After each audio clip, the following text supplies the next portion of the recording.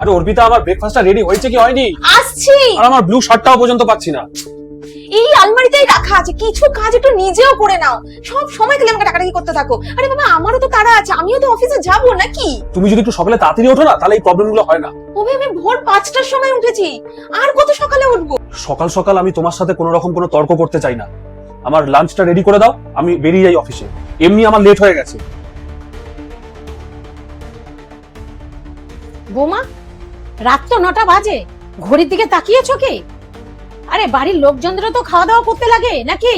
আজকে অফিসে প্রচুর কাজ ছিল, তাই এতটা লেট হয়ে গেছে। সরি মা, আমি তাড়াতাড়ি করে একটু খিচুড়ি বানিয়ে দিচ্ছি। কি খিচুড়ি? সারাদিন আমার ছেলেটা খেটে খুটে আসলো, এখন এই খিচুড়ি খাবে? একটু কি ভালো মন্দ খাওয়ারও জুটবে না? আপনার ছেলে কোনো পাহাড় ভাঙার কাজ করে আসে না। আমিও অফিসে যাই, আমিও অনেকটা কাজ করে আসি, আমি ক্লান্ত হয়ে যাই, কিন্তু অফিসের কাজ করে এসে আমাকে আবার সেই ঘরের কাজেই ঢুকতে হয়। আপনি যদি আমাকে হেল্প না করতে পারেন, অন্তত আমার হেল্পের জন্য একটা কাজের লোক তো রাখতে পারেন, কিন্তু তাতেও আপনি রাজি নন। এতটা লেখাপড়া জানা পরিবার হওয়া সত্ত্বেও আপনারা এটা বুঝতে পারেন না যে একটা সংসার চালানোর জন্য শুধুমাত্র একটা মেয়ে বা একটা বউ নয়, সংসারের প্রত্যেকটা মানুষকে একসাথে কাজ করতে হয়।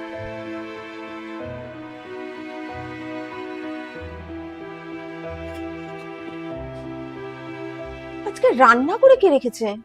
বৌমা, ভাবলাম তোমার আজকে লেট হবে, তাই খাবারটা আমিই বানিয়েছি। কালকে থেকে কাজের লোকও আসবে। আর অর্পিতা, আমাকে তুমি ক্ষমা করে দিও।